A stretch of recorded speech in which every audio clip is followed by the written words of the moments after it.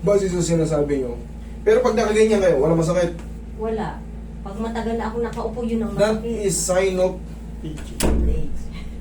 Yes, sige po, walang problema. Ganito yan. Kunyari yan. Tapos na kayo maglaba, nakakilos-kilos na kayo ng iba. Wala na namang masakit. Pero pag naglalaba tayo, matagal tayo, nangangawit siya sila. Habang matagal yung prolonged sitting, nakukompress yung disc natin. Ngayon, pangkaraniwan na sa umiidad na sa labas, nakita nyo, kumukulubot tayo. Pag may, sa loob, tumatanda rin yung mga tendons natin, ligaments.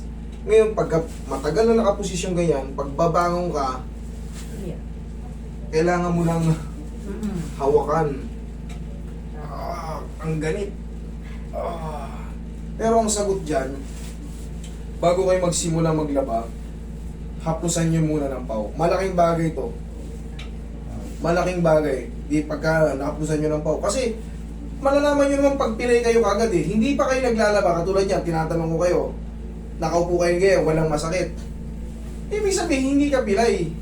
Nakukompress na siya. Kasi pag pag tayo mo na noon, pag nakakilos ka na, unti-unti, kapag nagano ka ng plato o ano, umuukay ka na naman. That is part of aging. Hindi ka tulad pag pinay ka kagad, sa higaan masakit. Pagbangon mo, hindi ka pa naglalaba, Pili. yes, pinay ka na kagad. Ibig sabihin, yun talaga may problem yun. Pero pag nakakilos ka na, iba na naman ginawa mo, nakaayos, yun ay part ng pagtanda natin. Wala tayong takas, kundi patanda. Wala tayong takas, lahat tayo pauwi sa ganyan. So, master, ganito na lang ba ako palagi? Paano yan? Eh, syempre, naglalaba ako every 2 days or 3, so gano'n na lang palagi. Ang diskarte dyan, eh nga, isasalansanin natin ngayon, nandito na kayo eh. Tapos, mag-maintain na kayo ng haplos ng pagmamahal. Abot nyo naman yan eh. Kahit pa paano, para yung mga lamig-lamig sa katawan natin. Tapos, pag naiinitan na kasi yung muscle, pag na-massage na kasi, di ba, gaganunin nyo yung ano, pag na-massage na kasi yung muscle natin, mga tendons and ligaments, para siyang na-flex na siya kagad. Ready to move na siya. So, hindi na kayo mapipilay kagad. Okay, pagka naglaba, ganun lang yun. Puro pain reliever, oh. Kakatagalan. Ako, laksan, dalawa Oo. sabay. Tingnan mo, alam mo goods yan. Bata-bata ka ba kapag kauwihan mo, dialysis ka, idol. May side effect yan.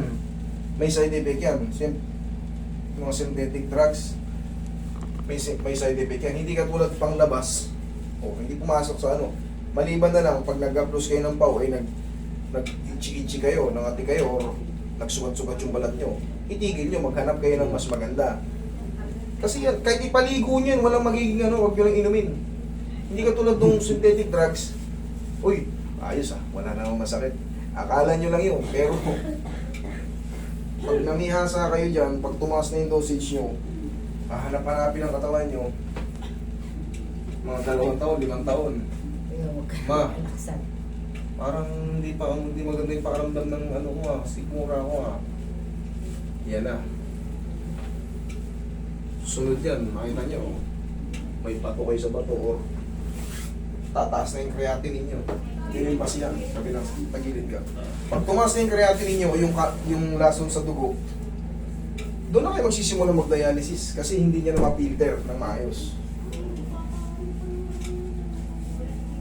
Tapos, papasok na yung tawag na retinopathy, nephropathy, neuropathy. Susunod sa lalaki, hindi na tumitigas yung hari natin. Yari ka na, wala ka ng silbi. Okay, relax.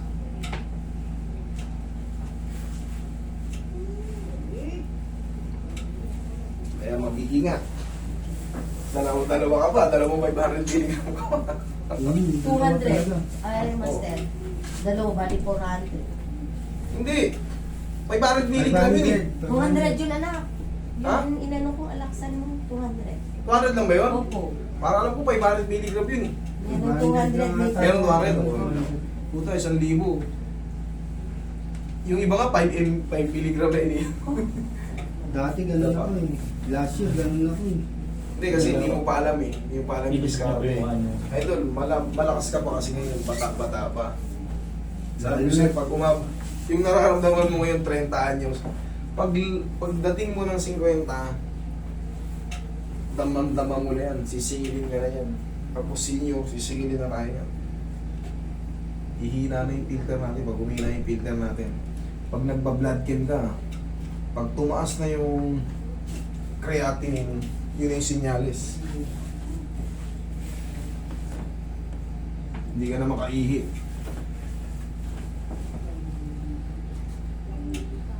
Tapos mamamanas-manas ka na. Pero hindi nakakabot sa ganun. Alam mo na yung diskarte ngayon eh. So madalas kang nagbubuhat, nakayuko, kalikot ng kalikot sa mga screw, ano.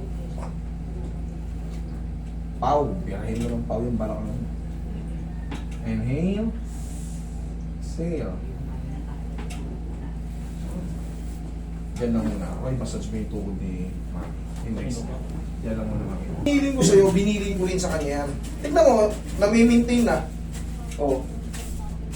Kasi kailangan, alam din natin yung aftermath. Hindi lang yung pagkatapos ka ngayon. Eh, paano yung mga susunod na mga araw, susunod na buwan? Yan ang maintenance lang. Pagising sa umaga, huwag yun lakasan. Very simple lang. Ganun lang, malaking bagay yan. Kasi minsan, hindi tayo malikot matulog. Subukan patayuin kita ng isang oras dito. Nakatayo ka ng isang oras. Para ka na nakahiga yan, walang kilusan. Nagkakaroon ng compression sa ating spine. So pagising natin, mas masarap na, mas matulog na malikot. Oo, walang sakit sa balakang pag malikot ka matulog. Hindi ka tulad ng kipot ka, para matutulog ka ng straight lang. Sakit ng balakang mo, minsan magugulat ka, sakit ng balakang ko. Yung iba, tahimik na tutulog ka ganyan. Pagising, stiff. Diba? Pag malikot ka matulog, hindi mo dadanasin yun. Kasi biling ka ng biling. O, diba?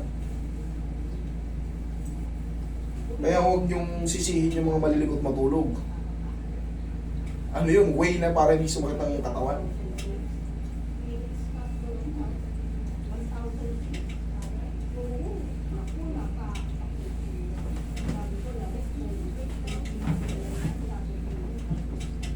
Saka kaya mo yan, yung babae nga, kinaya eh. Galing dito, kinaya eh. Di ba? Asa? Thank you. Thank you. Salamat po.